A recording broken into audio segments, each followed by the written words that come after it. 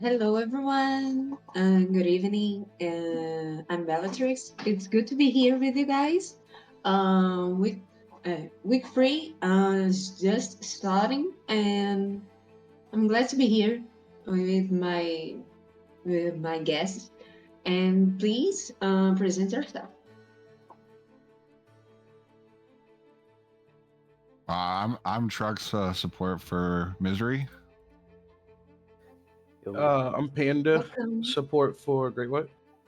and Wall Street here, mid laner for Misery. Welcome, guys. And first question, I want to know what do you guys how do you guys have been feeling about the previous weeks on Dorado League? What are your thoughts? What do you guys have had in mind? And the how can I say the feelings you have about? I can kick us off. Um, I've actually had a lot of fun. I've been Mhm. looking forward to playing in Blue Otter since like March. So it's been a long time coming for Misery.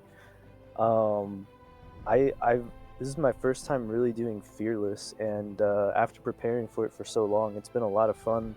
Not only playing it, but seeing how the other teams and how they um, some struggle and some take advantage of the Fearless draft styles, and I love to see it.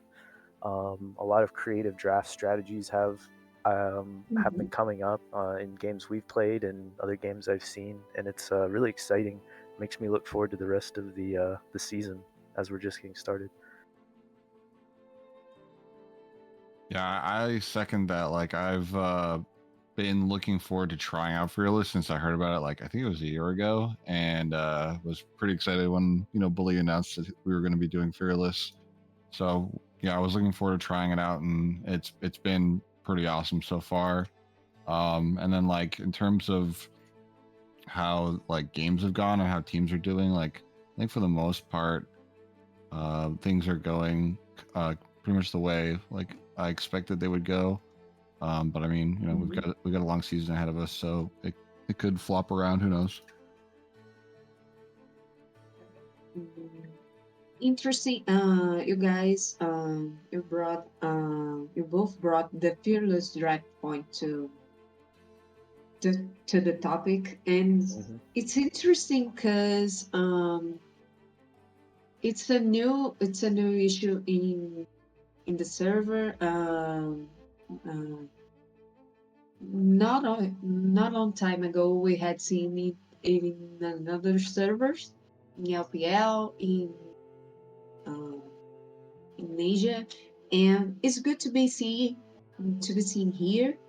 And do you guys think it brings out the best of the players, or do you think it's do you guys balance it to the better or to the worst? Coming in mind that it makes it makes you guys go out of your comfort zone. Well, I mean, there's some people that just like hate change, so they're gonna hate this kind of thing, and then there are people who like want to mix it up, do something new.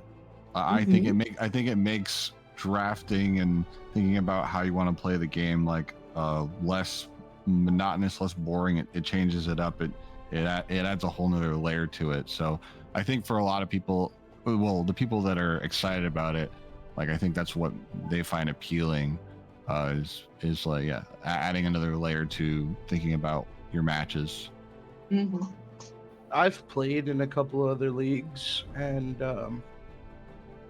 not necessarily one trick pony, but like the lack of variety is always problematic in my opinion. So I'm really excited for Fearless, and I really like the fact that we actually get more leagues doing this, and then obviously pro leagues are doing it too. So I think Um, just Fearless in itself, um, it mhm. shakes things up enough where the games are interesting, where you're not really sure what to expect. I definitely know when Yeah. I'm watching pro teams or even teams that are pretty popular in the amateur, you pretty much kind of have a good idea what they're going to be drafting in a certain game.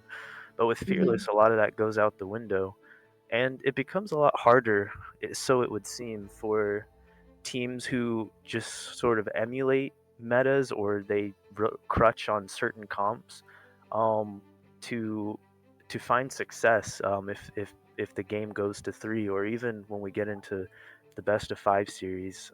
That's what I'm most looking forward to, is to see some crazy things that come out of draft, Yeah, because you really, it I would be think, awesome.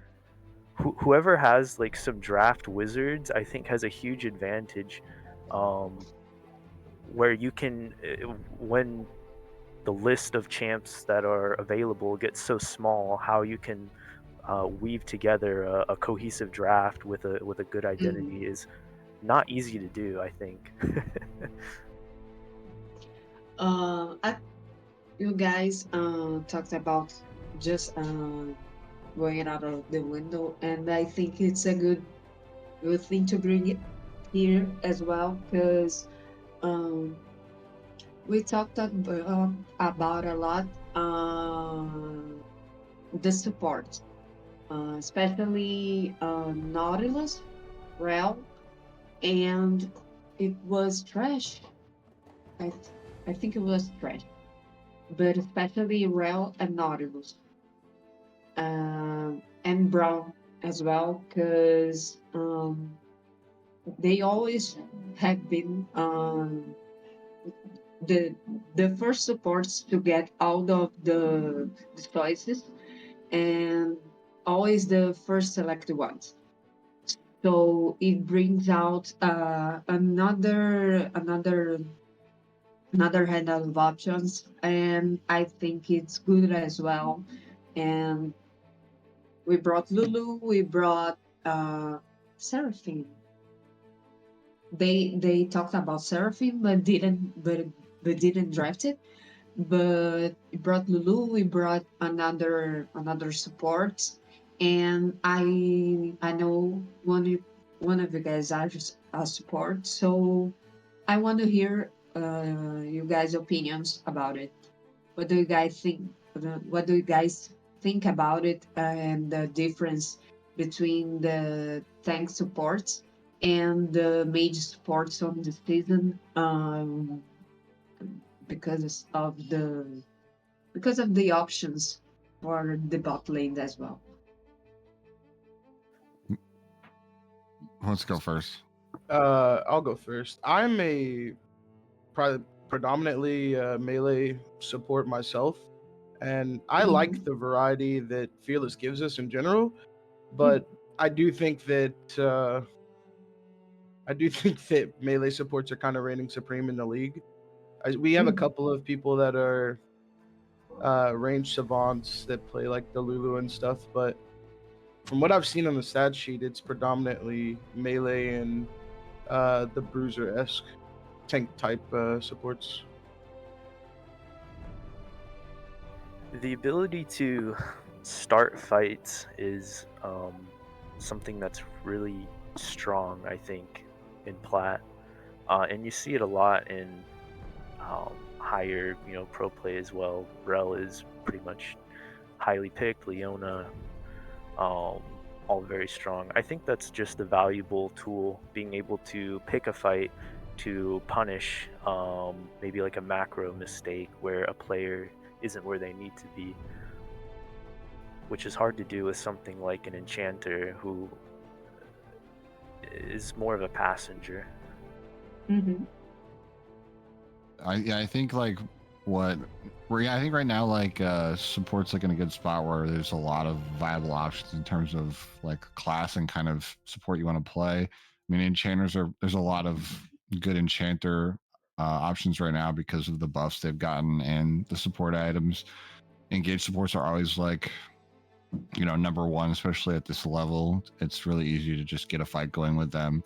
I think most of it boils down to the skill of your support as well as like what you could run for a comp. If your jungler is going to play engage or not, if your top laner is going to play carry, split pushing top lane, like generally most teams are going to default to putting their engage on their support.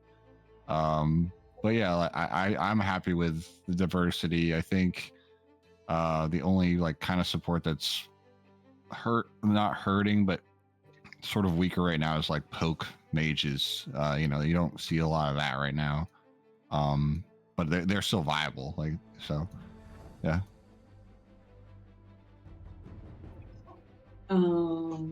I like how you guys think about the fearless draft about and with an open mind.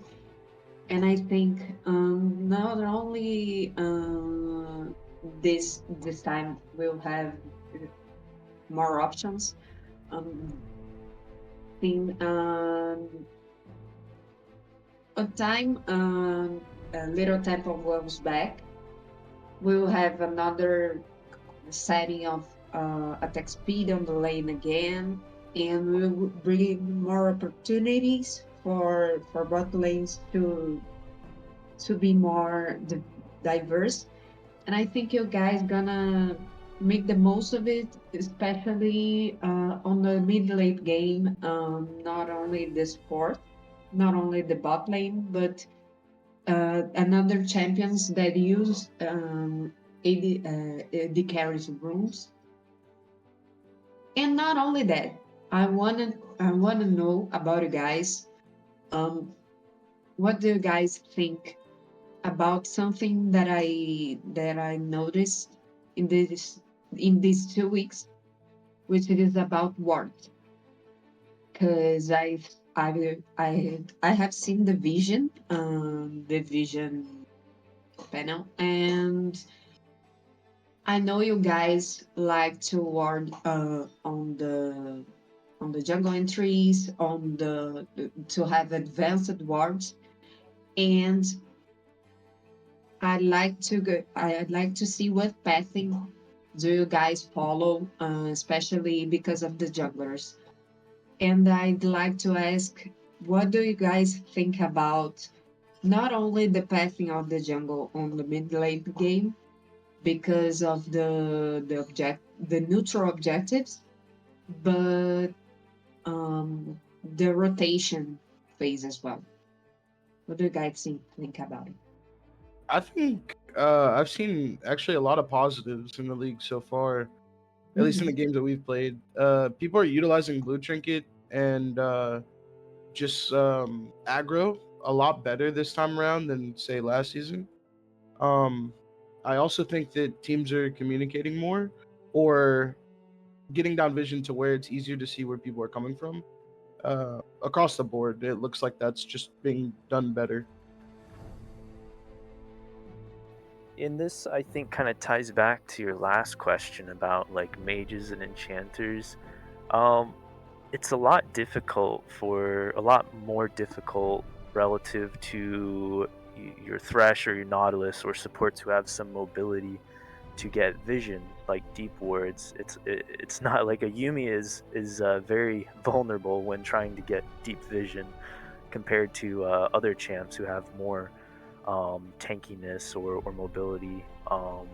Your positioning has to be a lot better on those champs to get that vision, and I think that's great. And that's probably also why there's a lot of tanky melee supports. You get prio in your lane, in the bot lane, get some vision, and you're good to go.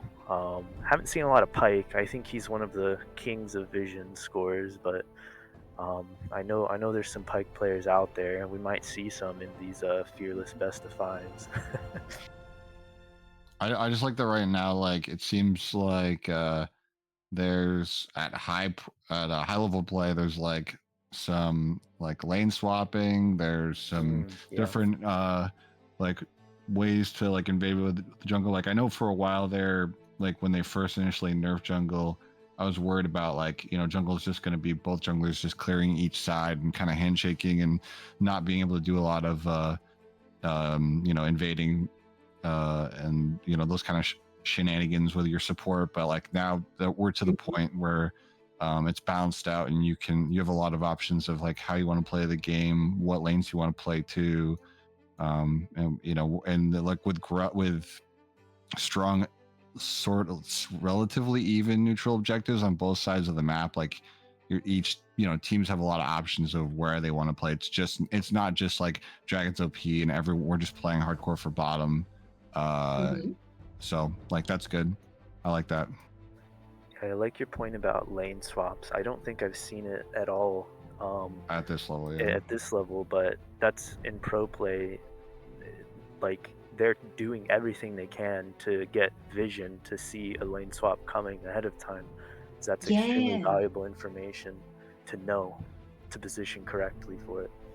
It also kind of got nerfed out right as we were getting into the season. They're trying So to, yeah. yeah, it's a little harder for Plat people to pull it off when they made it more and more tough on us in general. So Yeah, you see the the bot lane top side, they're like getting a plate by the time the bot lane gets like 3 with yeah, the resistances. You guys talk about a lot of about the best of five. I'm anxious as well. I think it's gonna be a good opportunity to show for you guys to show your skills. But let me see one last thing before we change topics. Um, the score 2-0, 2-1. What do you guys think? Do you guys is gonna be? Do you guys think it's gonna be 2-0, 2-1? Oh, for which game? For the stream match tonight, Yeah. I think it's going to be I want to say it's going to be like a 2-1. I think that, I mean, I know that Cooper's got respect for Batman. I know that I think if sorry, I'm losing my train of thought. I think that if this is Dorado's game to win, but they're also their game to lose. Like Monkeys can, if they can shut down Big News top, and like keep Fen back in the game, and they can play to their bot side, which Monkeys do have a very strong bot lane duo. They can definitely surprise Dorado and pull this game out. I'm inclined to agree with you. I think it is Rose's game to lose. I put them on upset alert, even though I chose them to win, because it can definitely just be they drop the ball in one or two instances in its game. If there is a team that can take one from this Dorado roster, I think it would be Monkey Business. So I think their challenge really is to get one game from them, but I don't know if they can take the series. I think it's I think you mentioned Batman. I think they kind of live or die by Batman. If he can find a way to get some sort of positive differential on Cooper, I think they'll do well. I don't think Monkey Business usually plays toward top, so like you said, Panda, they'll if they get their bot lane rolling. But we've also seen this Monkey mid laner put some crazy numbers up in some of the previous games. So hopefully they can take that momentum and carry it into this game and maybe get an upset victory. Okay, guys. I think that's it for today. Next in 5-10 minutes or so, we have the games of today. Thank you guys for being here with me. Hope you guys who watched and who was with me here talking, Wall, Panda, and Trucks. Hope you liked it. Thank you guys for being here with me today. Thanks for being patient with my English.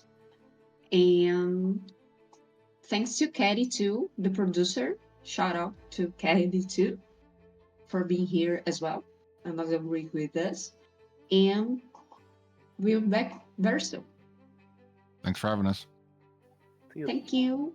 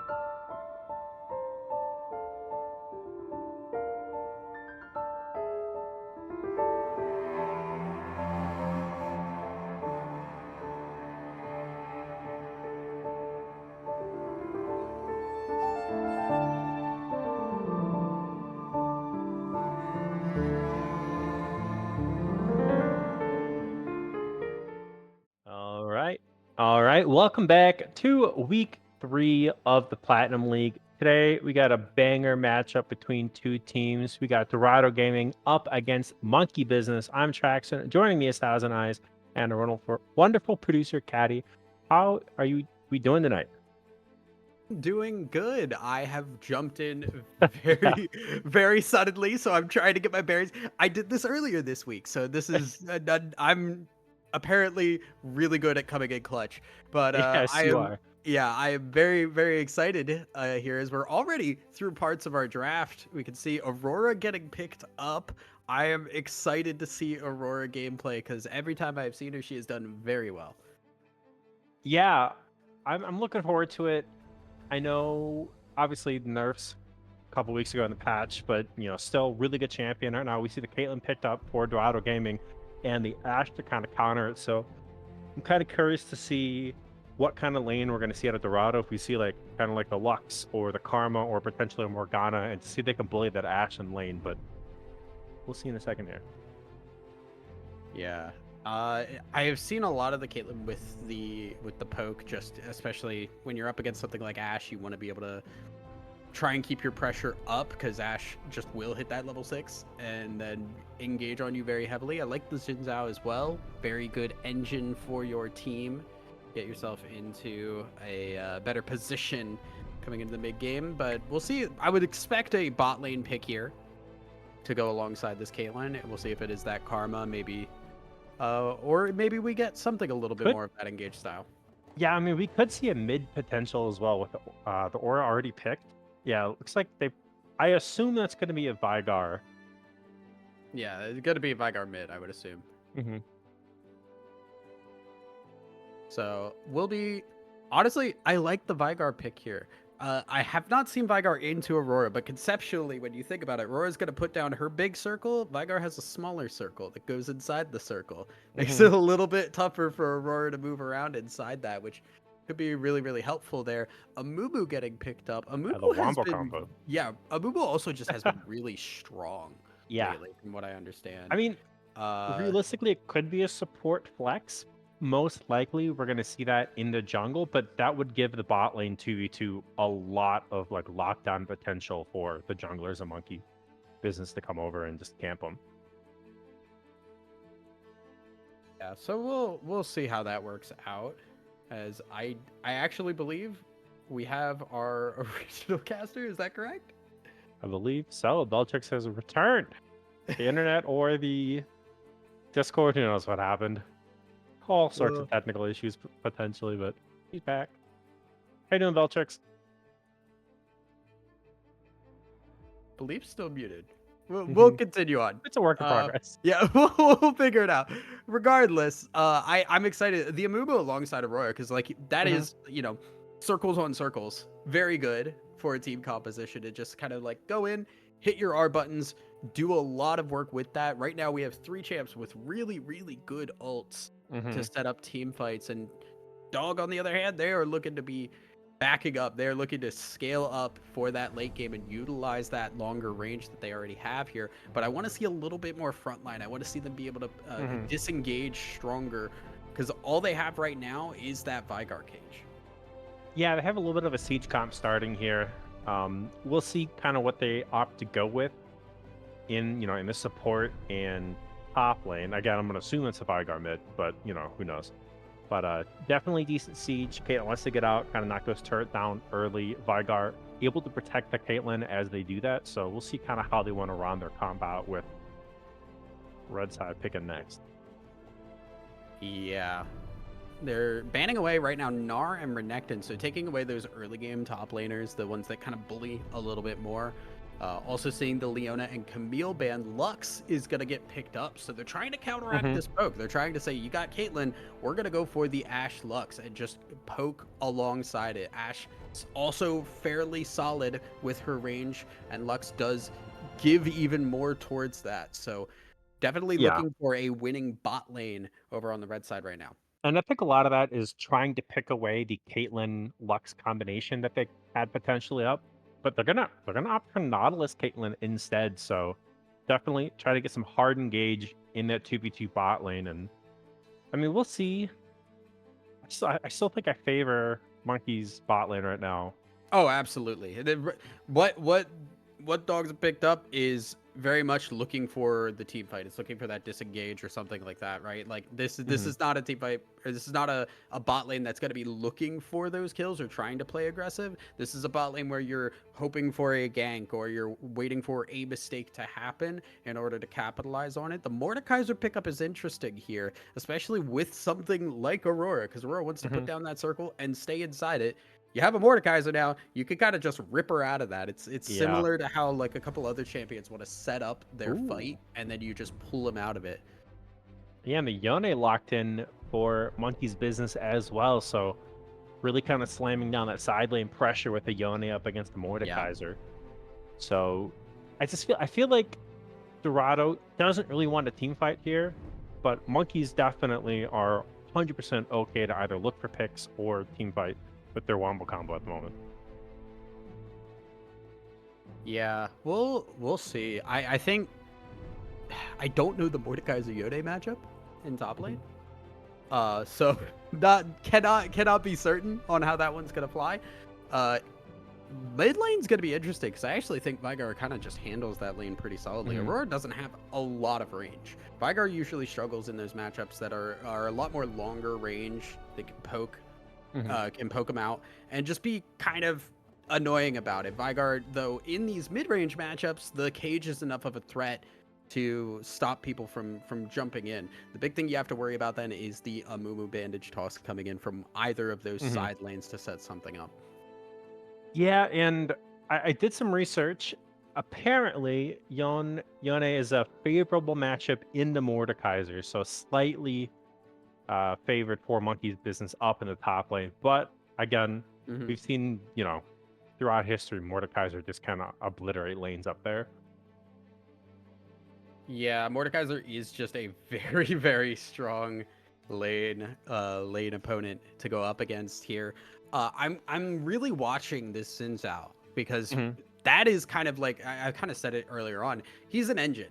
He really does set things up for a team like this. When you have Caitlyn and Vigar, who Caitlyn has a really strong early game and then kind of falls off in the big game and then goes into the late game really strong.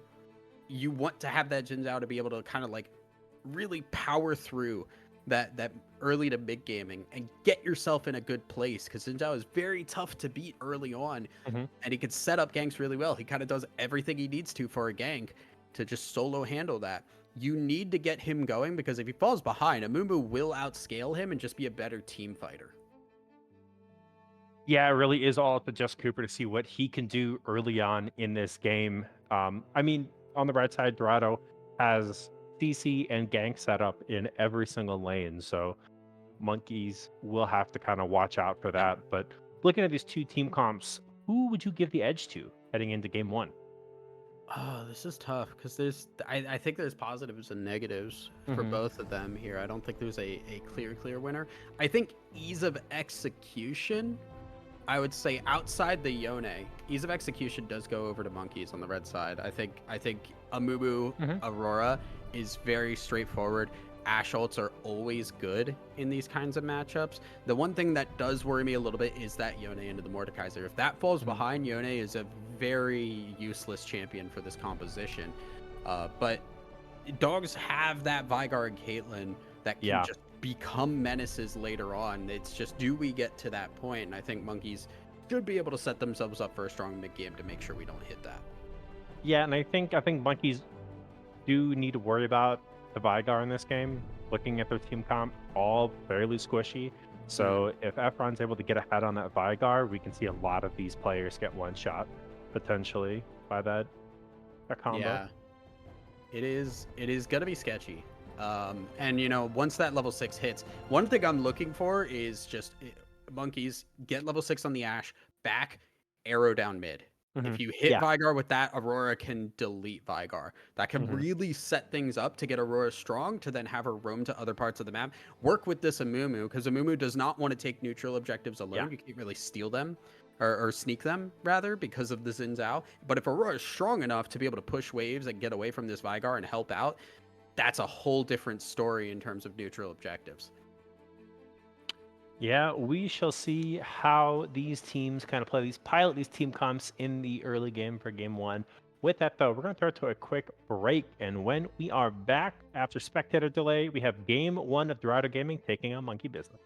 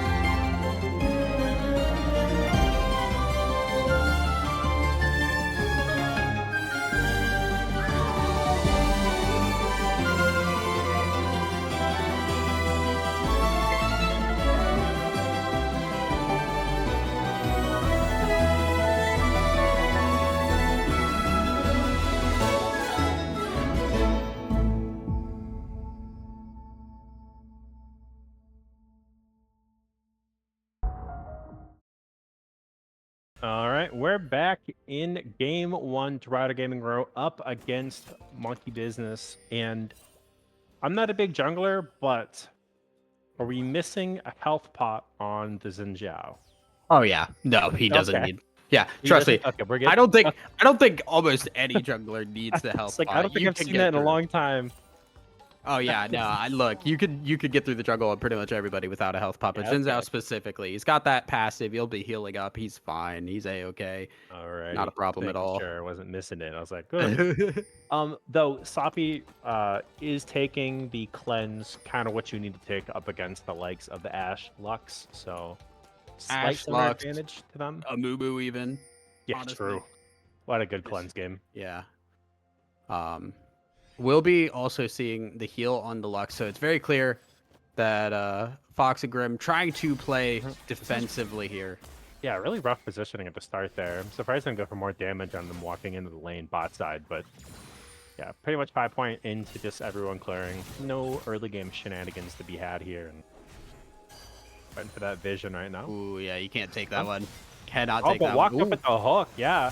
Grim in a little bit of trouble, down to half health. Yeah, both able to trade onto the 80 carry, so Holdover Peacemaker does connect as well, so that's a big chunk from Grim. Able to trade back a little bit with the Lux, but definitely early advantage to Caitlyn right now. For sure. I also am looking. Oh, level 2 though. hit. Yeah. Oh no, hooking the minion too. Oh, that's gonna be a lot of damage. Yeah. Man, Sloppy taking a lot of shots, trading back and forth right now between the two ADCs, but Lux not quite able to the binding to even out that trade. But you know, it is ranged into melee matchup, so the Ashe and Lux gonna just put the pressure down onto the bot lane of Dorado Gaming Row.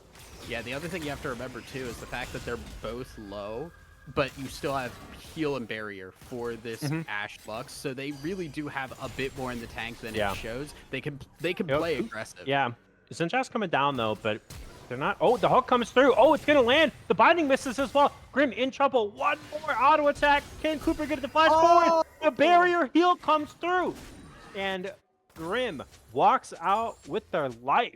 Does burn a lot of summoners in the process, but will survive in this lane. And right now, Dorado able to kind of stick around the wave with Grim having to back. That is technically more summoners burned by Dorado, though. They burned 3, 4, 2. But the big issue there being, the big issue there being now the defensive summoners are gone, and you do force the back. I think if Cooper had flash W'd to E onto the Ashe then to stick to her a little bit better, maybe get a kill there. But regardless, you still do get a win out of that because you can push this wave in. Hopefully Ashe misses out on some of these. I would have loved to see them shove that a little bit faster. Yeah, it did look like they were a little indecisive between freezing it and then pushing it. But yeah, Ashe should get most of that CS. But still, you know, in a lane that's supposed to really hold on. Actually, I'm talking, and we got Scrap. Actually, he's gonna go back. It's Yone. Yeah, he's out of there. Uh-oh. Nautilus roaming up with the Caitlyn. They haven't backed yet, so kind of wasting a little bit of early time. With the wave of the state that it is, it's kind of fine, though. Like, I would like to see the back. I'm assuming money-wise, they really don't have a whole lot. We're finally going to get it now. They're freezing that wave. They're trying to hold that wave for right now, and it's too dangerous to move up. They didn't really have full knowledge up until that point of where Amumu was, so you just try to go for the roam. Wave wasn't going to be safe to farm anyway, so you just back afterwards. Yeah, I think they needed one more range minion down there to really kind of freeze it. So I think it's going to slow push into them, which means Caitlyn should get most of that CS on the bounce back. But yeah, it's fine. Yeah. Meanwhile, we just got some scrapping up in the top side. The normal Mordekaiser Yone interaction, it looks like. Silly champions on the top side there. Will be a little sketch once Mordekaiser does hit level 6, which should be coming up shortly here. Have not seen any ganks or anything up at that top side. Mumo has not been active in this at all. It's just been farming up. And that does mean, you know, ganking up towards the top side, difficult to do. Yeah, gets off the back, still on a ward, so we're always able to walk down and stop that back. Vigar also continuing to stack here. It's not really been pressured very much. Is up in CS as well, and you can see just trading better here. Yeah. It's just how forward Aurora does have to get in order to try and engage with this Vigar, and Vigar's kind of okay at that range. It's not out of Vigar's spells. Yeah, right outside his turret too, so Efron's in a pretty safe spot right now to kind of just keep the wave there. I also want to point out, Efron has had the opportunity to back at some point, didn't even need to TP, and Lunique did not get the opportunity to do so yet, so has a CS advantage after backing with the tier stacking as well. This is a really good spot for Efron to be in. Yeah, Vigar's in a really good spot right now. Oh, we got a little bit of a scrap. Aurora going in though. Efron in a little bit of trouble. Oh, the flash comes through and the electrocute proc, so that is first blood to the Aurora. Yeah, that Efron is playing a little too far forward.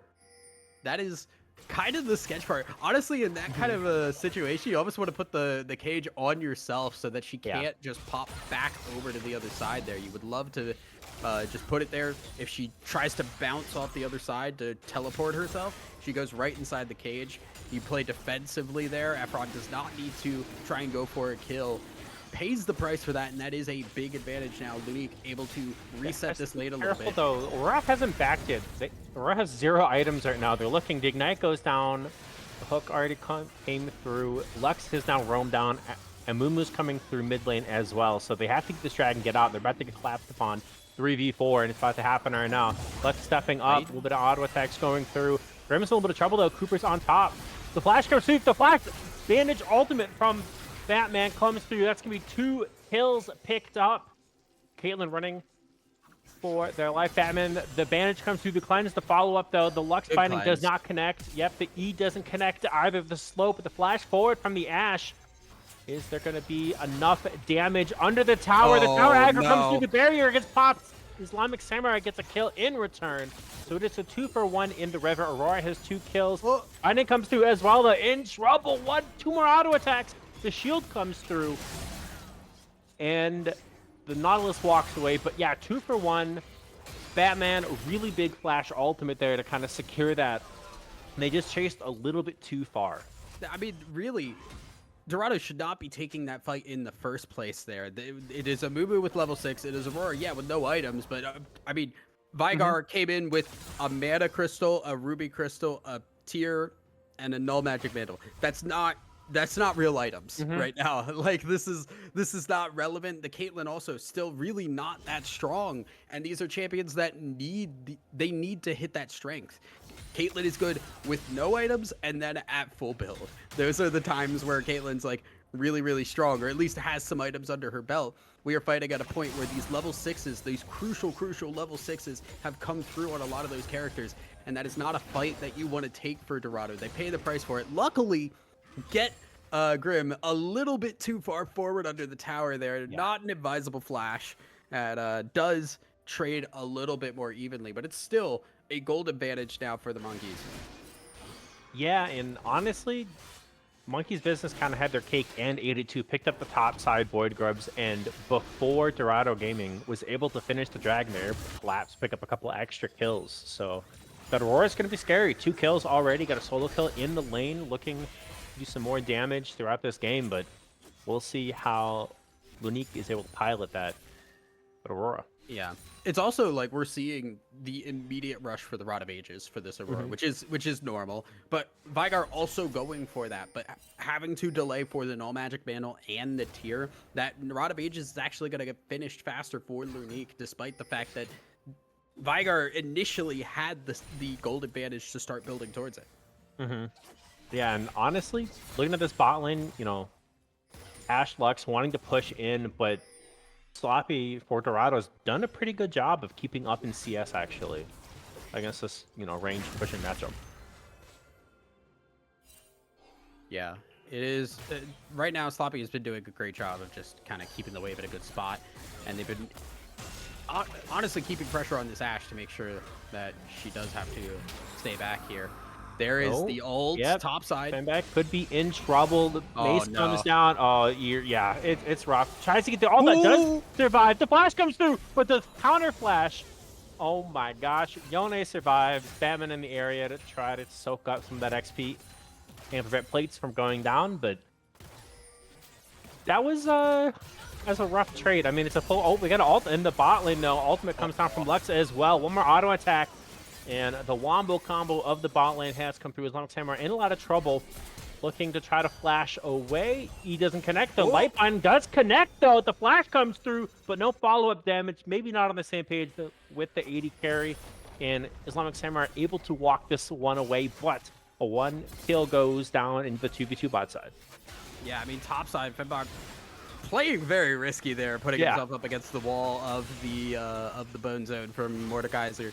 And really good engagement on the bot side. That's what we said we wanted to see there. We do see with the action going on bot side, and the fact that Yone did get pushed out of that top lane, they do get grubs for the side of Dorado, which is very, very good, especially for something like that Mordekaiser, like the Caitlyn that wants to eventually start sieging on these towers. So we'll see if they try to go for the other 3 grubs that they would like to get here. Yeah, Fembak's taking a lot more damage. I'm starting to think that maybe I was bamboozled when I looked up this matchup up. Fembak, the pullback comes through, the AoE damage coming down, dropping the hammer on him, one more auto attack, and the solo kill comes through. Flash was burned in the last engage, and Booty Bang and Billy able to get the 1v1 up in the top side. I do think part of it is just item spikes right now, because we're seeing a full Rylai's completed while we're getting the Blade of the Ruin King still being worked on for Fembak. Really strong item. In a unique position. The ultimate comes through, though. The binding not going to quite connect, but Cooper's going to pick that one up. Batman caught out in the own jungle. Yeah, TP comes through. Oh no, Lexus next on the menu. A double kill. Booty Bang and Billy down in the 1v1, and the 80 carry goes into the ultimate. Gotta finish it. Mac. Oh, the ultimate. Yep. I mean, it was a nice attempt, but not what you can do against that. Yeah. Very, very caught out there. Batman just not really in a place where it is safe to be in your own jungle. Gets collapsed on. And importantly, their Monkey Business try to respond to it when they really just shouldn't. Yeah, and they funnel in one by one. Like Lux front lines, next to die, and then Grim tries to reply to it, dies right after that with a TP. By the way, yeah, like, Billy, great TP to fly in there. Grim honestly should have just walked up at that point, but it's a lose-lose situation. No matter where you go, you're likely dead, and Grim not able to survive. Yeah, I think that's a scenario where you need the Aurora to kind of give these early game fights. That's where most of your gold is right now. Ash just kind of struggled in lane. CS and death, so you really need Aurora for that dragon, or you just save it up. It's the first, it's the second Drake. If Aurora's not there, then maybe you need to look at not throwing all your deaths away for that. I mean, the other thing too is Aurora's still scaling. We're looking at a Rod of Ages on that. They're going in though. Yeah, in the mid lane. They just don't have enough damage. It's a Rallies with steel caps. Not much damage done. Yeah, it's not gonna be a fun time. This is exactly where Monkey Business's composition is like spiking really hard, but you can't use that on the Mordekaiser, because Mordekaiser is a stat stick, right? When you think of what Mordekaiser is as a champion, he is a beef ball. He wants to get items, he wants to be strong, and then he wants to try and fight you from an advantage. If he's even, he's ahead. If he's ahead, he's really ahead. And right now, Mordekaiser really ahead. Yep. Looking across the lanes, it's pretty much a CS lead and just better laning coming out of Dorado Gaming across the board right now. On scaling champions as well, right? It's Vigard Caitlyn in the other lanes. Oh, Fembak going in, trying to get some damage onto Booty Bang and Billy. Decent trade, actually. So, yeah, actually got the better end of that trade. Hook comes down in the bot lane. Oh, the light binding lands on a Caitlyn, though. The ultimate from Ashe will miss, and it was Islamic Samurai able to peel with the Nautilus ultimate, keeping Grim away from doing too much damage to the Caitlyn, but flash burned. Caitlyn ultimate comes through as well, and they're just trying to stay under this turret and survive right now. I do like the Caitlyn ult there, actually. Sloppy getting a little bit close there. But I do like the Caitlyn ult there, because it does force Fox to stay back, right? Yeah. Lux cannot walk up there, because all Nautilus has to do is hit a hook, and Caitlyn can follow that up from a distance, so it forces defensive play. I think it does mean that Sloppy is going to be able to get back and out of there. We're actually seeing lane swap, I think, come through, as Efron is starting to move down towards that bot lane. I'm assuming Nautilus going to move towards the mid here. We're going to get our bot lanes swapping up for this mid-game push. Yeah, looks like they want to start trying to knock down some of these turrets, starting with the mid lane. But honestly, bot lane turret pretty healthy compared to, what you normally would like with the Caitlyn. Yeah, it is. Honestly, Caitlyn in a pretty solid spot. We're getting the collector first here. I'll be interested to see.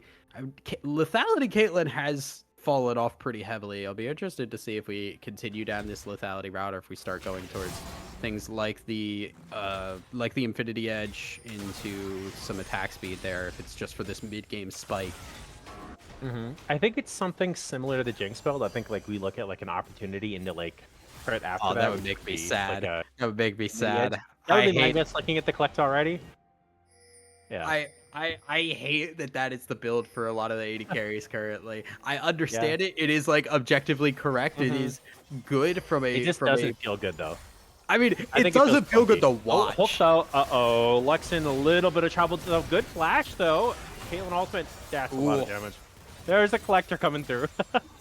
Yeah, collector hitting big there. Oh, and the hook, Ash hook. Turret. They're just not respecting it. The Mumu all comes through. 3 people. Islamic Samurai close to dying. Grim trying to kite it back, but there's no damage. And Batman goes down. Another hook coming through, but not going to connect on to Grim. And Tower in trouble. 4v2. They're trying to defend it right now. With these 3 grubs, too. Oh, another stun. Flash. Grim's in trouble. It's going to be 2. Yone gets out, but not quite enough. Cooper goes down, but that's 2 kills in trade for tier 1 mid. And look at tier Lineik. 1 bot. Lineik is on the bot lane. That's your 2-0 Aurora. That's your champion carry with right now. your gold right now. You cannot be forcing fights. I understand that Ash got caught, but Batman flashed in for that ultimate, and that is not the There's fight no you want to follow-up. be taking. You have no follow-up damage right now. You have 2 lanes that are set behind top side and bot side right now. They don't have the damage to compete with Dorado Gaming at the moment. Yeah, no, it's a little bit of lack of understanding of where the gold value currently is for these teams, and it's Aurora's still scaling, still trying to get that Rod of Ages fully stacked here to show up for these fights. It's a weird place to be because you don't want to be behind against this composition. The Mordekaiser's going crazy right now. They don't have an answer. There's for a that teleport. Mordekaiser, they want to challenge this dragon though. Cooper in Islamic Samurai walking in. Caitlyn will be back in just a couple seconds as well. Mordekaiser on the flank though. Lineik is in a lot of trouble. Goes into the death realm.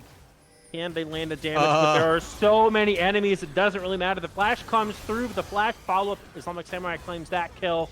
And we did mention that Lineik needed to be there, maybe a little early, gets caught out, blows the flash, and this is the 3rd Drake. Infernal Soul Point going over to Dorado Gaming Row. I would like to clarify that I wanted Lineik in the fight, not that deep into the fight, right? I was not clarifying point. Don't want him immediately into 4 people. Not where you want your Aurora when the rest of your team is just out of that. And that fight just starts off really, really poorly. You can't really fight these from that point. I do appreciate the rest of the team getting out, but Lineik just kind of paying the price for that one heavily. And that's another wound that is going to continue to bleed for Monkey Business.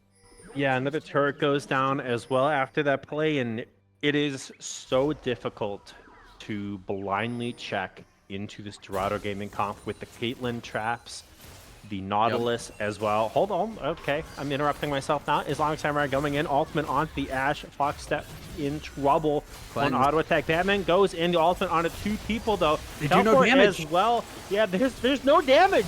They're not taking any damage right now. They're just walking it away. It's the first kill. Caitlyn gets 1. Batman's in trouble. Cooper goes down. But it is a trade 3 for the jungle only in Dorado Gaming Row.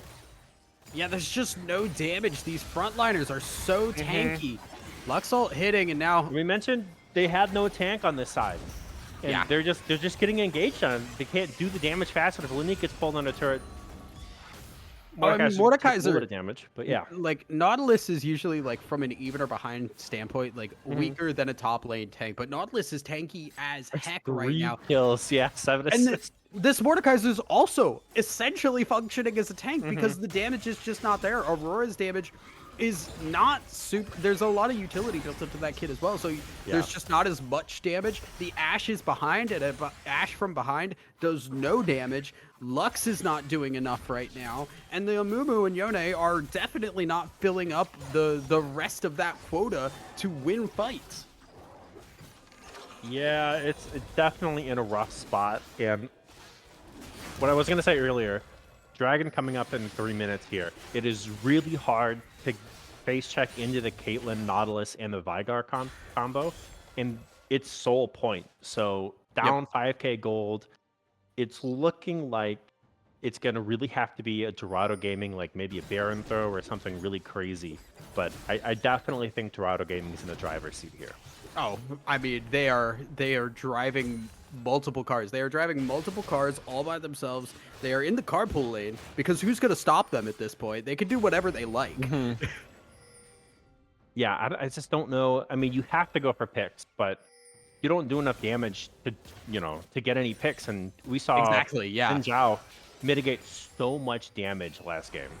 Not only are they they can't do anything in terms of making picks in terms of damage, but there's no picks to be made. There's a lot of grouping here. What you have right now is the Vigar down on the bot side, but look at how safe Efron is playing. Efron is recognizing, I don't know where Amumu is. I don't know where the bot lane is. So I have to play back. I have to just wait for the wave to come to me in a safer position. And that's smart play. That's recognizing that you are not invincible despite having a lead, and that's how you don't lose a lead. Yeah, and looking at the wards and vision here, it is pretty clear that Dorado is definitely setting up around Baron soon. Yes. I mean, right, they're not... Again, who will stop them? Yeah, They're kind of free reign on this team, in this game right now. Can I get a stack check on the Vigar here? Because I wanna see exactly where we're at. 211. We are at almost 500 AP right now. Yeah, and we have not hit Rabby Cap yet. Efron is going to spike insanely hard, and Efron's already hitting like a truck. Yeah, I mean, it feels like there's really there's been no pressure on Efron this game. Like, there was one kill early, bit of a misstep from Efron, but in the this mid game, there's been no challenge with Vigar. Just able to AFK farm side lanes and scale right now. Yeah, that's the big thing. Like, Efron sitting here has the protection there as well from Samurai to just hold this wave and be safe. It can just farm freely, and that's exactly where Vigar would like to be at this point in the game. And it's just going to continue on. Dorado just have strength, and there's very little, I think, that Monkey Business can do to try and get themselves back in this game, it feels like. Yeah, and they're starting to really kind of choke them out of their own jungle as well, so those rotations, anytime, they could be looking for picks. They figured out Aurora. We're hitting a little bit of a slow point here because there's just not enough strength to take these towers down. But we're kind of also at the breaking point for Monkey Business. Yeah, as well. 6 seconds. They need a miracle to try to get this dragon. Infernal Soul. They're grouping up around it right now. Here comes the fight. Batman with the hook. In on from his... Oh, Sloppy does get ulted though. The TP comes through. Yeah, Batman goes down. Sloppy able to dodge out. Xin Zhao going in. They catch the TP. Efron able to take down Fenbach. Fox Stepper in trouble, does flash, the binding connects, but Booty Bang and Billy just dropping the hammer or the mace on the whole backline. A double kill, that has to be Baron. Efron with the flash. I don't think they need it. They can just push. I don't think they need it either, but I think they go for it here potentially. Yeah. I mean, they're gonna get Baron and Soul here. Yeah, they're taking the Soul right now. Probably the smart thing to do in terms of just scaling wise. Obviously. I honestly would like to see the inhib take to try and just keep that pressure on, because you could force Baron at any point. There's no real threat unless Batman pulls off a superhero move to get into the Baron pit. Regardless, make it in time. Honestly, that fight started out kind of okay for Monkey Business. They got exactly what they wanted. I think if gold was a lot more even, that would have been Caitlyn being wiped off the board at the start of that fight. Unfortunately, survives, all the damage done, puts health bars low, but on that top side, they catch the Yone TP immediately. Billy's able to just walk forward on that Mordekaiser, ult onto the Ashe, and the fight just goes haywire from there because Batman cannot survive it long enough to make that fight worthwhile. Yeah, and I know Mumu goes AP a lot at the start, but they've been so far behind. Batman just kind of opting in for full tank. It's still not enough, but it really just feels like Dorado is just kind of smacking monkey business around with their wallets right now. Almost would have liked the AP better, to be honest. Just the Yeah, maybe more of an Leandri's impact, rush, but I think would have yeah. had more of an impact. When you're behind, just going full defensive like this, at least when your job, when you have no damage on your team, you almost have to take that risk of I need to build Ash some Arrow. damage. Yep, goes Ash Arrow wide. gonna miss as well too, and then resources gone over and over again. Batman has to look for an engage here. There's one on the side, Yeah, but they kind of have to do it because Mordekaiser's not in this fight right now. Mordekaiser doesn't have TP either. yeah, But looks like they're going to opt for a 1-3-1, so maybe there's a chance the 5-man kind of catch Dorado Gaming. But Ash Arrow's down right now, so they have a little bit of a window to siege. yeah, that long range threat is gone. Really, what they just need to do is watch for Batman, and you can see just how safe looking they're for it. playing. And Yeah. he's looking for it. They know it. They're playing so far back, but Oh, meanwhile, man, Billy Sandbox. can just do this, right? Like Oh, you yeah, have fuck, your yeah, but- core, you have your core there, and Oh, Aurora's it's in fine. so much trouble right now. Oh. Lunique almost dead. Last Q doesn't quite connect, but I mean, that's the 1v1. You're losing both sides in the 1v1 Exactly. right now. Yeah, you don't even need the kill. The kill's extra bonus. You don't care if you get it or not because you want the tower. The tower is gone. Bot Yep. lane tower also going. Yeah, Billy, that's going down as well. you just can't stop Billy. Batman's in a lot of trouble, actually. Does stop on the trap at the end. I didn't expect that much damage to come through for the tank. Oh, Lunique's in a lot of trouble as well. Oh, no. No one blocks the ace in the hole. Oh, they're just going one by one, falling into the CC. The Lux ultimate comes through, does negative damage. Cooper looking for Grim, does get it. That's got to be game.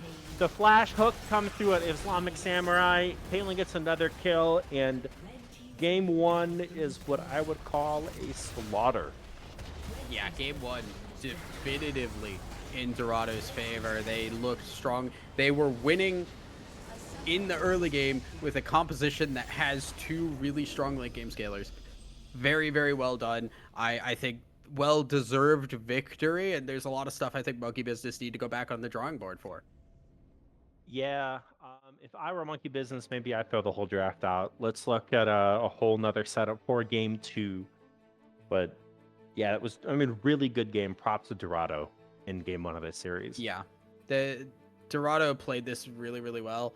I think just overall, like draft wise, they did what they needed to do with their draft, right? I said like there's positives and negatives for both of these drafts. My worry was that Vigar could be a little bit abused, that the Amumu ults could be really big. The Ashe, in a situation with a Lux should be able to get control of that lane. None of that really happened. The Caitlyn had a couple of rough trades, but there was really a really strong CS advantage in that bot lane. Mid lane, very similar things. The Vigar just had better CS, didn't get pressured, and Mordekaiser absolutely did his job up on that top side. Yode was not a factor in this game in any way, shape, or form. Yeah, and honestly, we saw what Monkey's Business wanted to do early on in the game. They had that early dragon fight. It looked really good, and then it just seemed like it was a series of getting caught out one by one by one, and it just kind of snowballed in favor of Dorado Gaming. Yeah, it was just kind of out of control, and the mistakes kept piling up. We saw how many times Monkey Business just go in one at a time. Somebody gets caught up. Oh, we got to fix that problem. Another person dies. Got to fix that problem. Another person dies. But rather than just taking the loss, backing away, and losing minimally, it turned into one after the other, after the other, after the other, and snowballed entirely out of control. Yeah, so we're going to throw it to a quick break, and when we are back, it's going to be Dorado Gaming, seeing if they can clean 2-0 sweep Monkey's Business, or if we can force a game 3. We'll see if Monkey's Business will able to make some draft adjustments moving forward. We're going to be right back, though.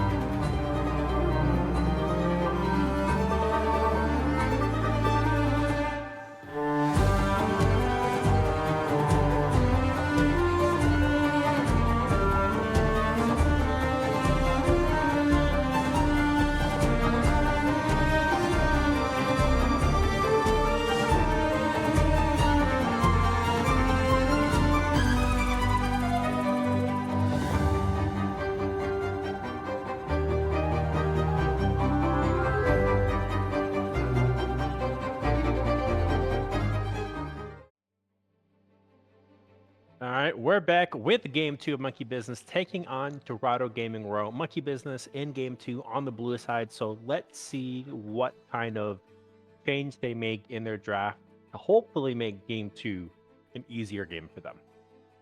Yeah, we'll see if they're gonna ban anything away that was problematic here. I honestly think a lot of the issues for Monkey Business came more from just execution rather than compositional. So I would not be surprised to see, and we are going to see the same bans. Actually, it is going to be the Ivern ban away instead of the Hui last time. So Hui likely will be available here on the other side. Same bans as always for Dorado. They do not need to change a single thing. It is on Monkey Business to bring something new to the table, and it's going to be that way. Yep, locked in first pick. So, I mean, Dorado does get counter picks, so we'll see what they answer that with. But yeah, Monkey's Business definitely comfortable in the mid lane piloting that way. Yeah, they'll be also just a very safe lane, right? It is difficult to do a whole lot into play. Syndra's not a bad pick into it just for the setup potential. Syndra obviously scales more, is not as much of that early game beast as she had been in previous iterations, but she still sets up for junglers really well. And if Dorado want to go for more of an early game jungler here, get something again like that Xin Zhao, that would be great here to just set up that stun. Followed up, Jarvan is another great example. Hit stun in the mid lane on Hui, Jarvan flies in, and that Hui is going to be eviscerated. Yeah, Hui really going to struggle to get out of the Cataclysm as well. So Dorado definitely looking, again, to kind of just group up and take on Monkey's Business here. Yeah, Monkey's already kind of setting up for a more of a, I'd say, like front to back style already. Hui does not really do a whole lot in terms of like other styles. Skarner getting picked, which has been coming around a little bit back into the meta, especially just as a jungler in his intended role, and can set up really, really well into something like Jarvan here. Cool. Jarvan can engage on Skarner. Skarner honestly gets a free pull, at least on the Jarvan.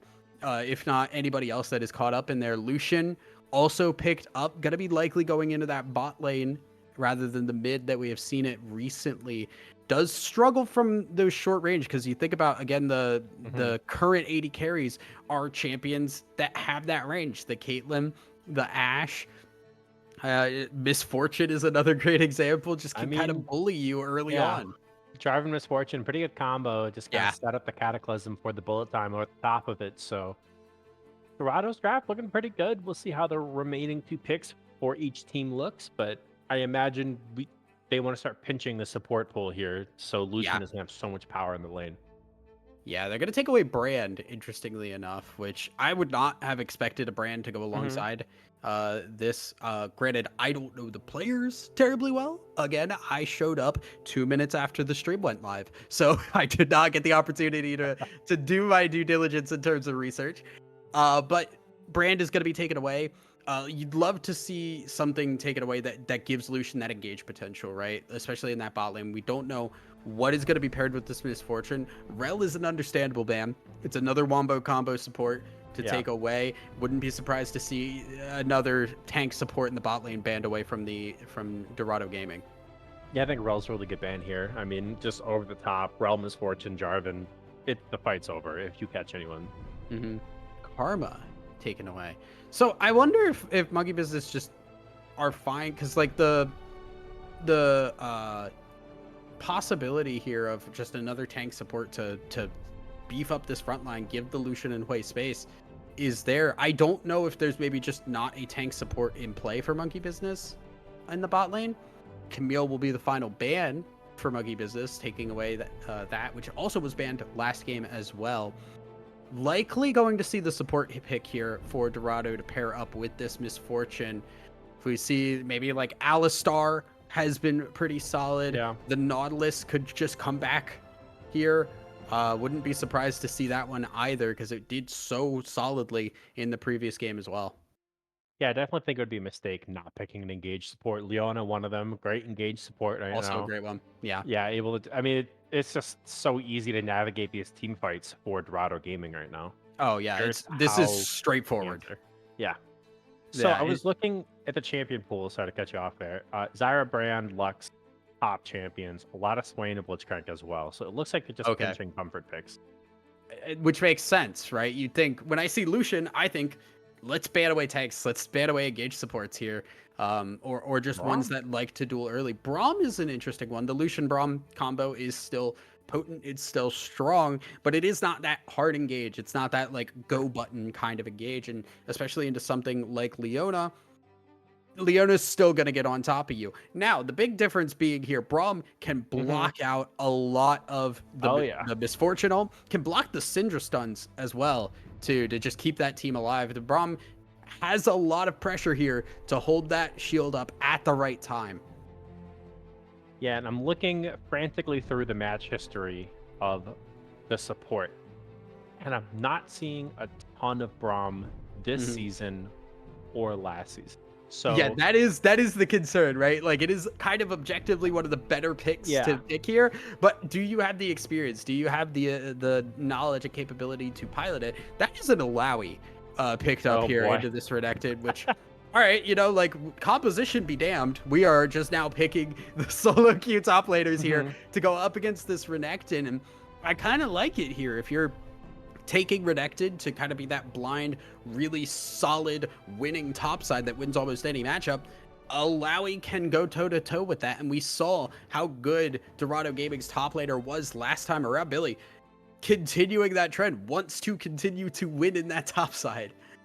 Yeah, and when it comes to team fights as well, right? Again, the Wombo combo is crazy from Dorado, but if you look at it, outside of Hui, everyone's fairly short range. So everyone's going to be playing up in the face of the Alawi, who could get some crazy ultimates off, especially if they're within the Cataclysm from Jarvan. Yeah, I mean, the combination here is clear from Dorado. It is Jarvan, Leona, Misfortune Syndra following up on that. Monkey Business, a little bit less clear, right? The Hui has that backline, has that wave clear. And the Lucian obviously does damage, but Lucian is much more of a skirmishy champion, where Hui is much more of a teamfight champion. Skarner, kind of more of a teamfight champion with that ultimate, but the Renekton, not a teamfight champion. Monkey Business have a little bit of a mix of things here that I'm not super sure. It's one of those compositions that I do feel like has to get a lead and then try to avoid these teamfights, because they absolutely are not going to win in these 5v5s. Yeah, and it looks like in this game too, a little bit of comfort picks coming out for Monkey Business here, as we see the Lucian, the Skarner kind of top picks that we would normally see them play. So I wonder if they're kind of foregoing their team composition in favor of affordability. Which is fair, right? Comfort is king. I don't doubt that. I don't want to take away from that, but I do think it does kind of put them in an awkward spot in terms of their composition when you're up against something that has such a clear cut like win condition, and something that is also very straightforward to execute, right? It's hit your R buttons, just hit them. You hit them on some champions, you start off the fight from a win. I think even if Braum does block a lot of this Misfortune ultimate, that's still gonna be a solid amount of damage coming through, at least onto that Braum. And if we are looking at even keel in terms of gold, I don't know if Monkey Business has enough in the tank there to turn that around if they're even. Yeah, okay. For Monkey Business, in all fairness, if Batman is an amazing Skarner, we see some crazy impales come through. There's a world in which they can kind of wombo combo on high prior targets for Dorado Gaming, but I think in terms of difficulty, it is significantly more difficult to execute on the side of Monkey Business than it is Dorado Gaming. So here's what I think needs to happen here. We need to see the Renekton do well, because Renekton is very similar to that Mordekaiser in terms of you need to be ahead to like be relevant. If you fall behind on Mordekaiser, if you fall behind on the Renekton in this game, you are behind and you don't really do a whole lot for your team outside of being a health bar. I think bot lane, kind of a similar thing. Lucian Braum, very, very strong, but Lucian is a shorter range AD carry. And when you're up against things like Syndra stun, like Leona ult, like Jarvan EQ ult, Lucian is at risk being in these fights. You need to get ahead enough that you can continue to pressure on these sidelines, split this team up, and make sure that they can't take these team fights that they want to take. Yeah, I was going to say that the name of the game for Monkey's Business is do not team fight. Avoid Team Yeah. fights at all costs. Never try to group 5v5 unless you were like, 10k gold ahead. Then yeah, you can just beat them down with your wallet. But I definitely think it's a lot easier for Dorado Gaming to pull out the game to win here with their team comp. What are your thoughts? Oh yeah, I would if I were a betting woman, I would put my money on the Dorado Gaming draft right now because it's just so easy to execute. It is straightforward. It is simple. The only odd spot in that composition is that Alawi, but if you got comfort on Alawi and you did really well in the previous game, 1v1, I would take that. I would absolutely be like, you know what, go do your thing. We will 4v4 and win these team fights ourselves. Yeah, shout out to the raid, by the way. Appreciate it. We're going to throw to a quick break. And when we are back, we'll see if Monkey Business can pull off the game to win or if Dorado Gaming Row ends in a clean 2-0 sweep. We'll be right back.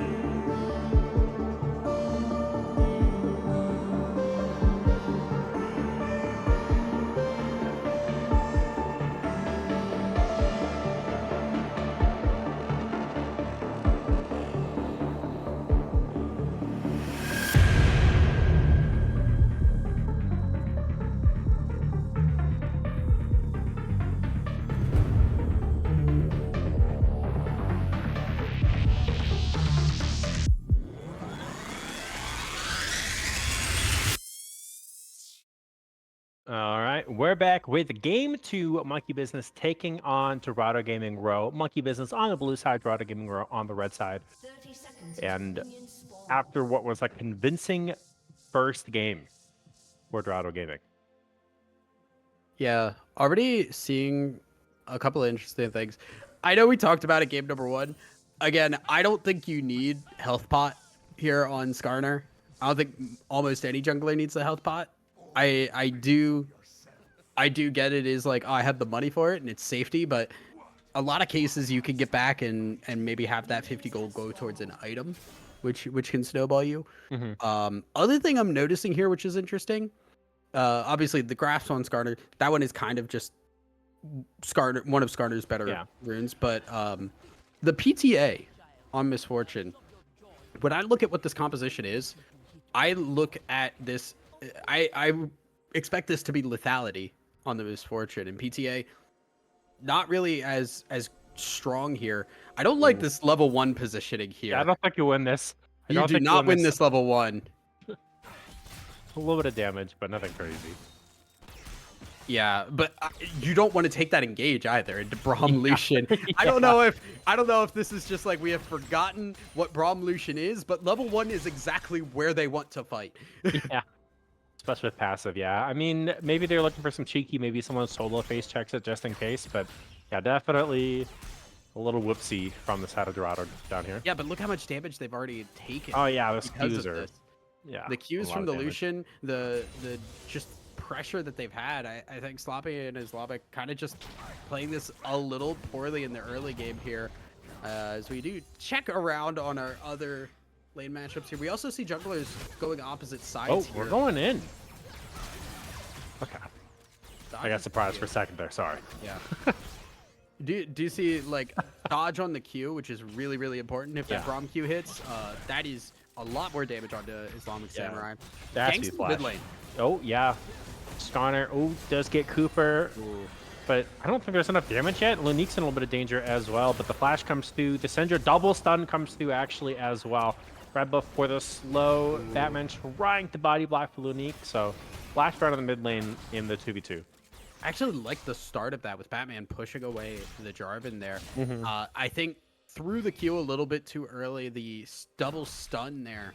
He also did a lot of work. Lunique does come out a little worse where we'll have to back and TP in order to not miss minions. So that is a teleport down and a flash down on double this flashes vulnerable too, way. Yeah, I mean, Skarner's going to want that flash as well. So honestly, a lot of resources used to try to disengage from that gank. Yeah, not a great position to be in here. Top lane also just kind of going a little bit back and forth. They have the usual fight. I did some research. I'm not a big top lane player, but I did some research, and I guess the most gold difference right now against Renekton is Alawi, as well as the second highest win rate against Renekton right now. So that's, I mean, that makes sense. It's going to be a rough lane for them. Right, it's kind of one of those things where like Renekton does want to try and fight early. Alawi is totally okay for that. Oh my gosh. Yeah, and Alawi can just do this and that might be a kill actually. Yeah, I think it might be. Both flashes are up. Oh no, with no. the flash clone too.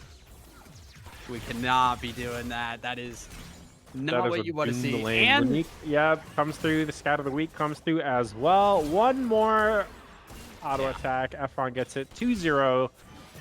It is looking rough right now for Monkey's business. That's beautiful punishment, though, on those Summoners burn. They came mid, got the double Summoners out of play, and then went back, said, you know what? No, we got Jarvan Syndra. Perfect setup. Exactly what we want. Just hammer it back, take the Hui out, and now Hui is down not only the flash and the teleport, missing minions because those Summoners are gone. Oh, the Sonic Samurai could be in a little bit of trouble looking... Proc the Braum passive goes in a bush. The ward comes through the stuns there, but they're so far behind the minion wave that no follow-up can be had. Just barely gets out of Lucian range there. Oh, this is so oppressive up top side. Just watching that, I feel bad for that. Top lane already feels a little bit over because that's Sheen built on this Alawi. So fights are a-okay. Looking for the fight though, still trading, but I mean, yeah, it's rough. It's a lot of up CS though. Stun. Oh yeah, passive comes through, but here comes Jarvan. Skarner coming through the wall as well. Both bot lanes a little trouble. Cooper gets pulled though. The flag and drag. Grim does not get knocked up. Passives gets procced onto Cooper though. One more auto attack. He flashes. Fox Stepper flashes as well. The Zenith Blade goes wide. Batman still smacking down Islamic Samurai. The stun comes through though, but a double kill. The passive procs as well. A triple kill for the Lucian in the bot lane, and when all was falling apart across the map for Monkey Business, they make the play in a 2v2 bot lane. Man, beautiful counter gank there.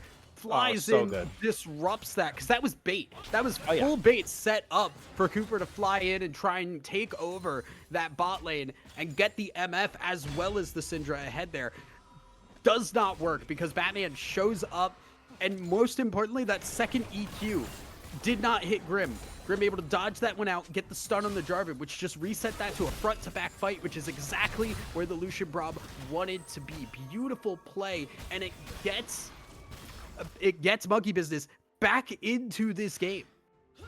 Yeah, they actually had a goal right now because of that play, and honestly, this is what they needed.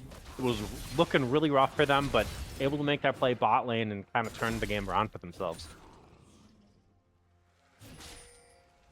Have to keep our eyes here on where things can go. But now, like, just looking at this Lucian, it is serrated Dirk BF sword on Lucian. Lucian is going to hit like a truck in this bot lane now. Kind of was going back and forth a little bit.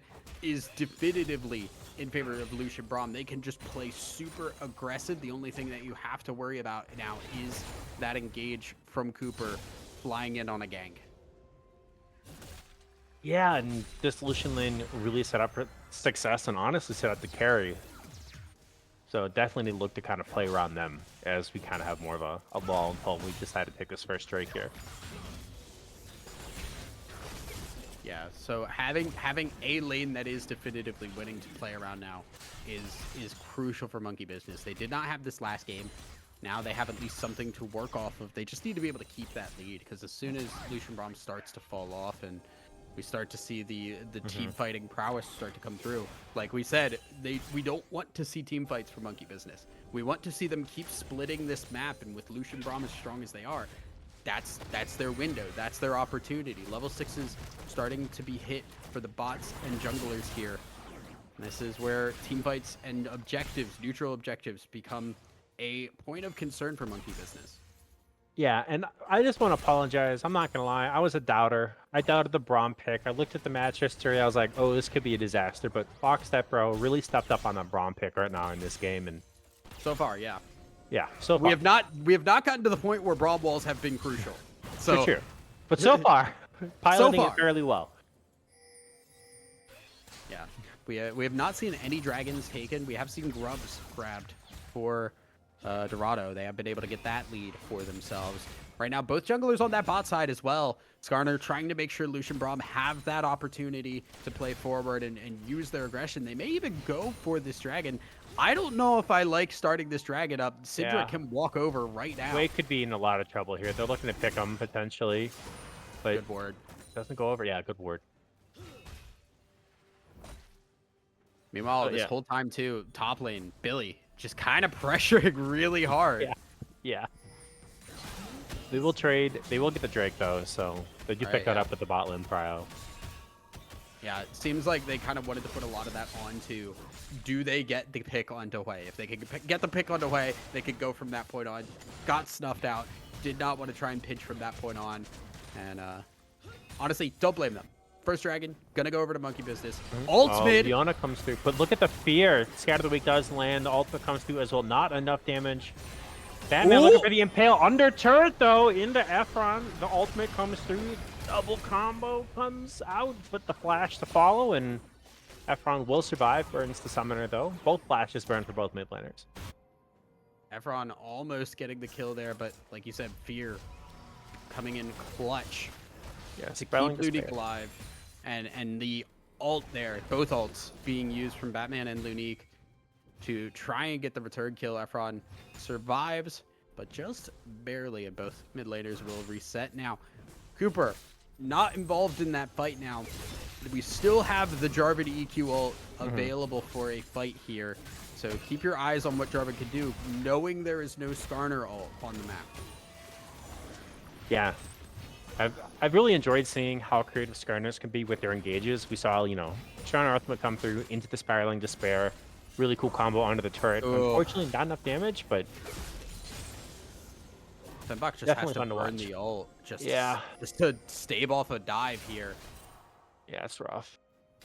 They're still gonna go for this Grubs though. Billy is like ready to move here. Now TP is ready for Fedbach. So with the TP, they should be able to try and go for this. Yeah, This is TP used for Hui to get in on this fight as well. Yeah, I think they just give this. Yeah, They're Lucian is all on the moved top up. lane.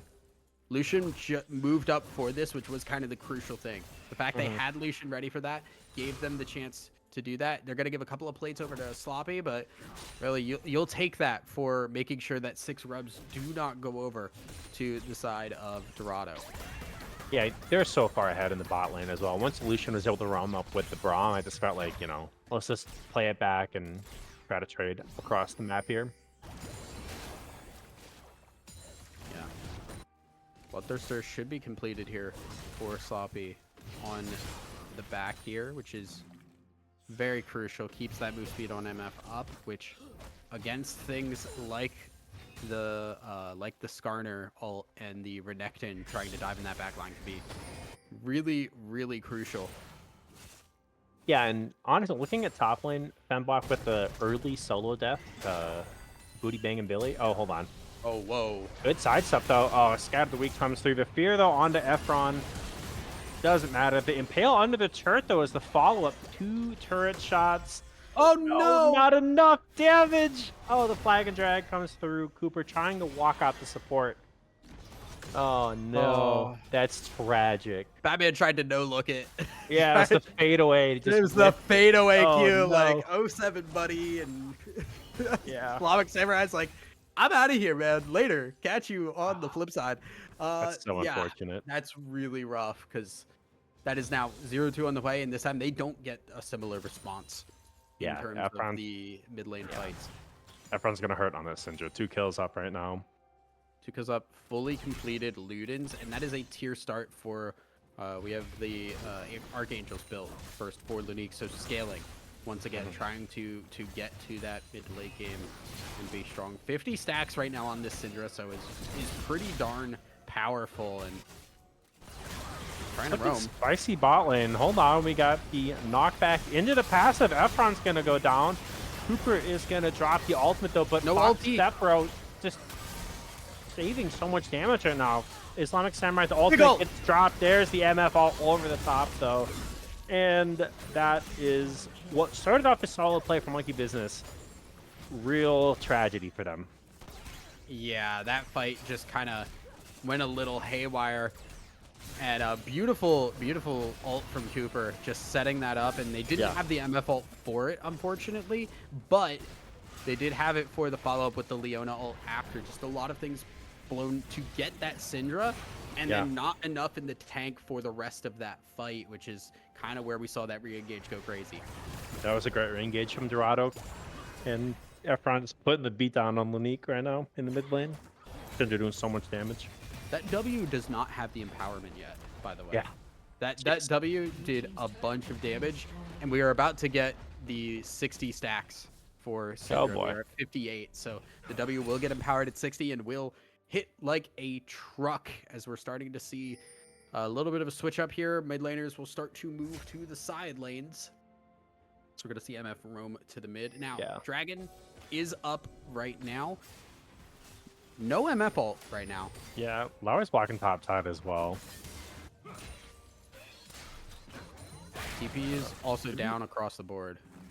I don't know. I mean, they're going to leash it. Realize that, hey, maybe we don't have prio here. We need to be careful, but definitely both teams posturing around this fight potentially. Vision being fought over here. Batman is going to Ian to try and get in. Yeah, gets the Bulldog steal. He's really just kind of taking it slow, trying to fight for Vision to prevent Cooper from kind of getting in for a steal. I mean, it is second Drake, so it's not the end of the world if Dorado doesn't get it, but with their MF ult down, I do understand this. They really kind of don't want to take that fight. We're still waiting on the cooldown. So it's kind of fine, right? You lose a second dragon, but you're still chilling. You just didn't have the cooldowns for the fight, and it's whatever. Going for some invade though. Looks like maybe collapse on the Lowry here, but that's so risky. Blue team's turret has been destroyed. Bot lane towers are going to go down. Now, we're starting to see a little bit of gold differential just purely coming from these towers. As soon as these plates went down, like Alawi taking the top lane tower, bot lane with all the pressure that they tried to put up on that top side for those grubs, they're able to take the bot lane turret with a little bit of help afterwards here. Samurai's waiting in the wings for the engage here. Batman's coming.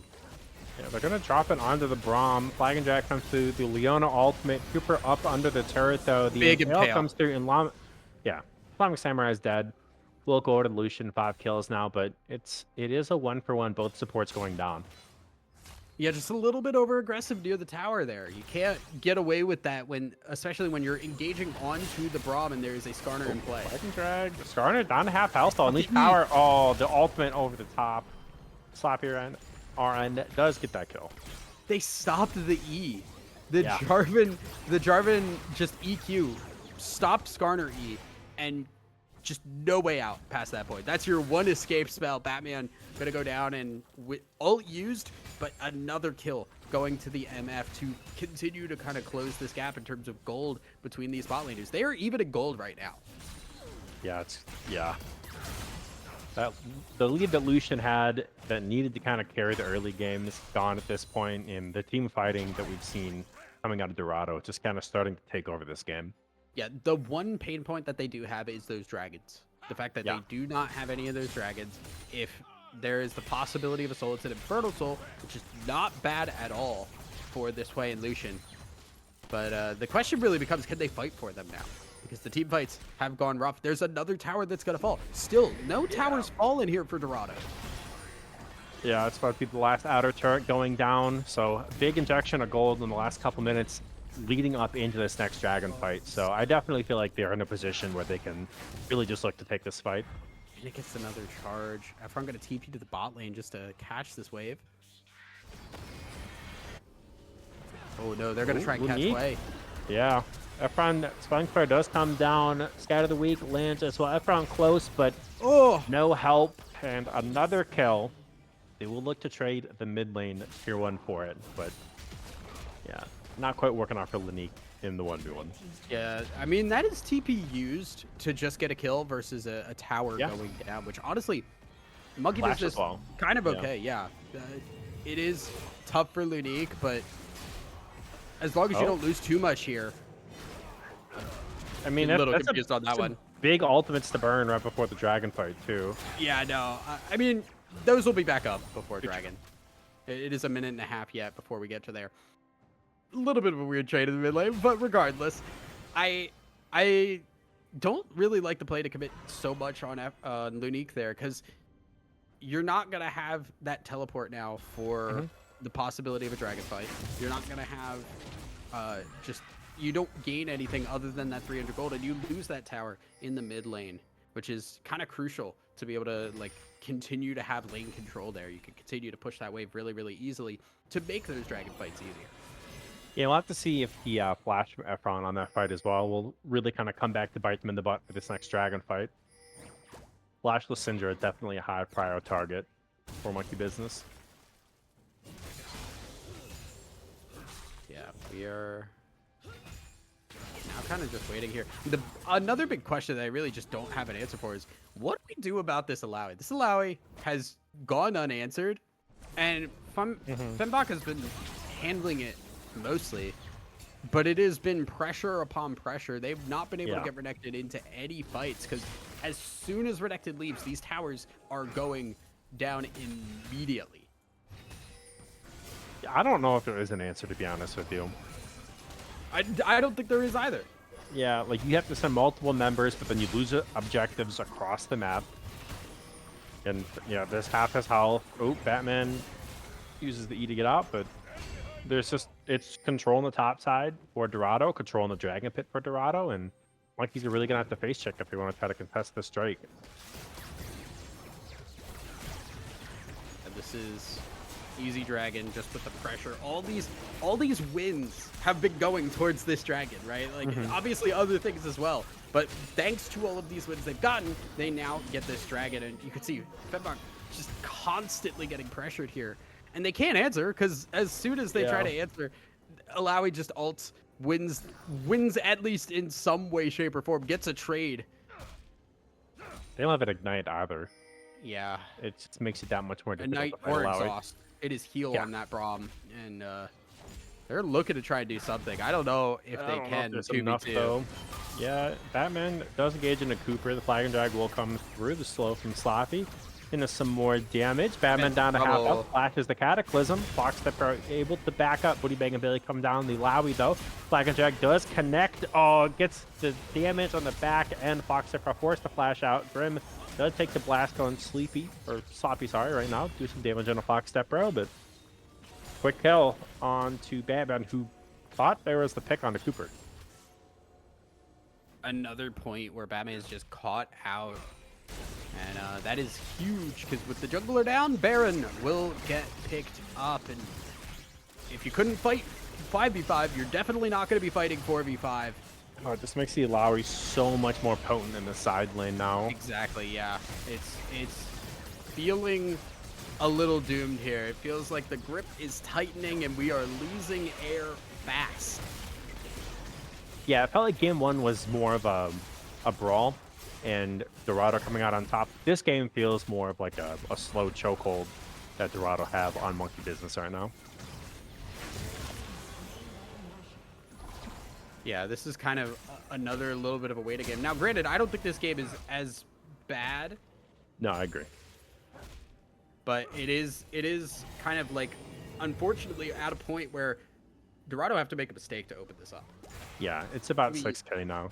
Yeah, it has to be a mistake from Dorado for Monkey Business to actually get back into this game. Mhm. And I don't know if they can get away with that. I don't know if they can find that option.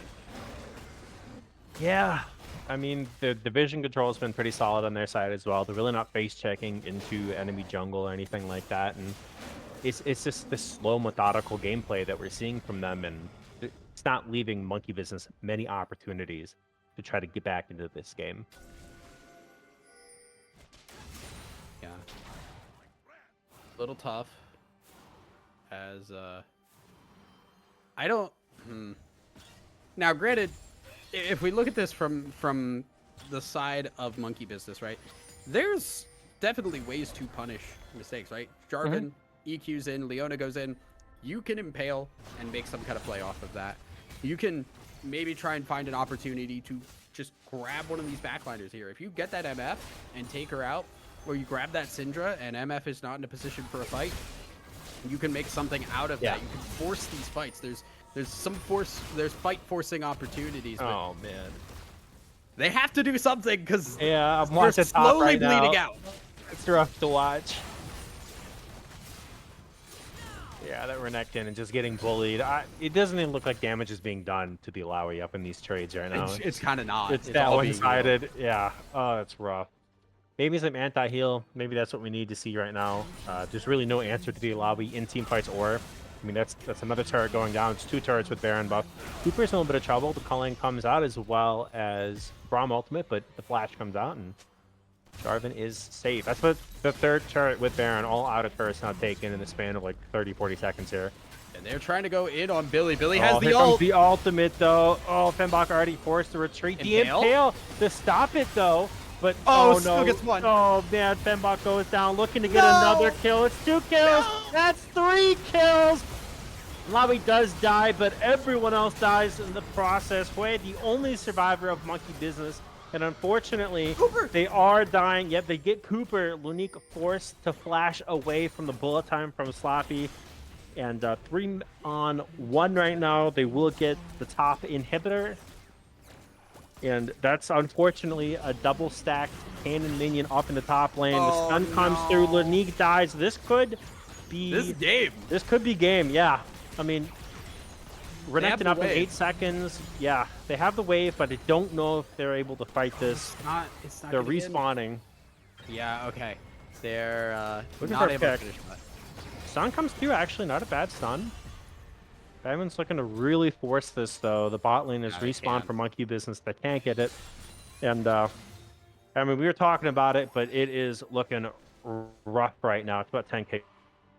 Yeah, I mean, the issue is they started responding to Billy just way too late as Yeah.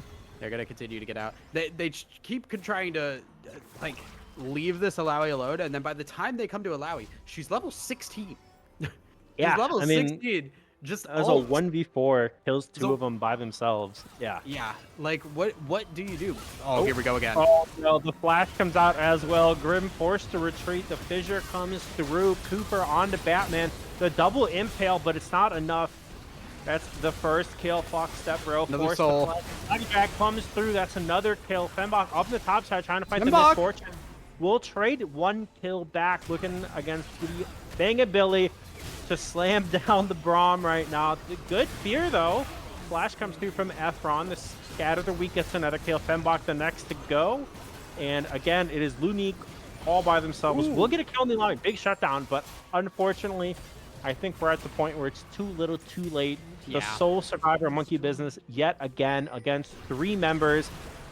The minions are pouring in through the base right now. The stun comes through. Lunique not able to trade the damage. Batman has respawned though. So it might be a bit of an overstay as the flash or the suppression comes through. Cooper able to flag and drag out. Batman blows the flash, not able to get a kill for it. Islamic Samurai just trying to run out now. And I think they're all able to escape here. Yeah, they'll be able to back away. And everything just kind of continuing to fall apart there. They go really hard in there. And honestly, Fembok, props to Fembok, has not been able to do anything. Finally gets a fight to do something and does some work.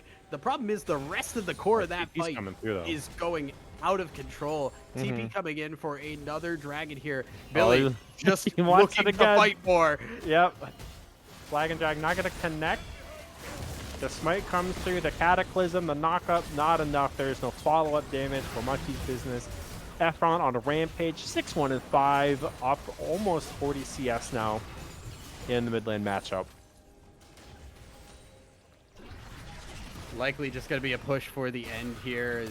Oh yeah. There's not a whole lot that can be done. Billy is just unstoppable here, and the Syndra is hitting like a truck. There are no Nexus turrets anymore, so they just need to walk these minions in, look for a fight, and end the game here. What can they do? It's a 4v5. They're just going to hit the Nexus. Ultimate over the top. Scatter the Wicked does land. That's going to be Renekton dying. Cooper's taking a little bit of damage. There's a lot of Samurai going forward. Sloppy untouched in the back line. Hits the Nexus. The game is ended. 23-9. A clean 2-0 from Dorado Gaming Row. I mean, it just looked... It looked like a slow choke versus the game one that we saw was just, you know, control from the beginning. This was control in a different sense. It was fully just Dorado slowly choking them out.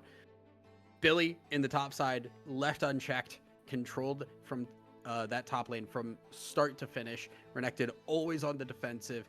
Mid lane, they punished the Hui summoners going down a bunch of times. Bot lane was the one winning thing for Monkey Business. They just could not convert it. They could not turn it into more. And by the time they tried to take some fights, they just had a couple things go wrong and it just all fell apart. That bot lane starts losing, you have nothing left. Yeah, really unfortunate. Again, they had a glimmer of hope similar to game one in the early game, but unfortunately, Dorado kind of snuffed that out for them, and they're going to go on 2-0 with this series heading into week 4. Looking pretty good. I mean, yeah, they looked unstoppable today. Running, you know, just, again, like very different ways of winning just in terms of like patience, right? Like there was slow, methodical play there. Triple kill looked a little rough, but honestly, that was the one, that's like the one definitive rough point that we saw, and that was a close fight too. That was like not even like a, oh, we made a big mistake and got punished for it. It was like that fight really was kind of going back and forth and it just ended up at a Lucian triple kill. And the fact they're able to still convert that into a victory and that doesn't kind of explode things in the bot lane is a testament to how well that Dorado played today. Yeah, props to Dorado. Really clean games overall. Yeah, I mean they're looking really good in this division for sure. Definitely. I expect great things. I think also just compositionally, you know, their drafts have looked pretty solid. But today I really like this game 2 draft.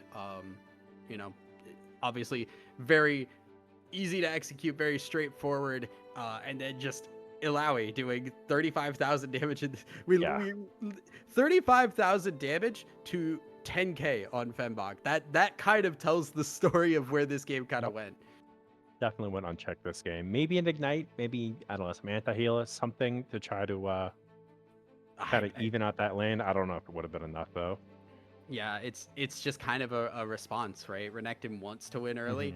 Ilaoi kinda is one of the few champs that does do well into Renekton in the early game, and if Ilaoi is allowed to continue to do well, again, we saw it by the time they answered, Ilaoi was not, you could not respond to it, and that was kind of the straw that broke the camel's back. It was slow, steady choking out until eventually they tried to say, well, Ilaoi's alone, let's try and do something about that. And it was like, well, Ilaoi has been pumping iron since level 1 and is about to break you all in half.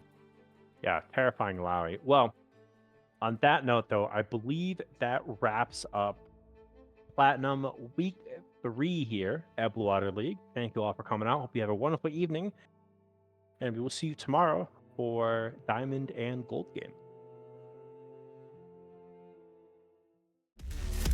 Thank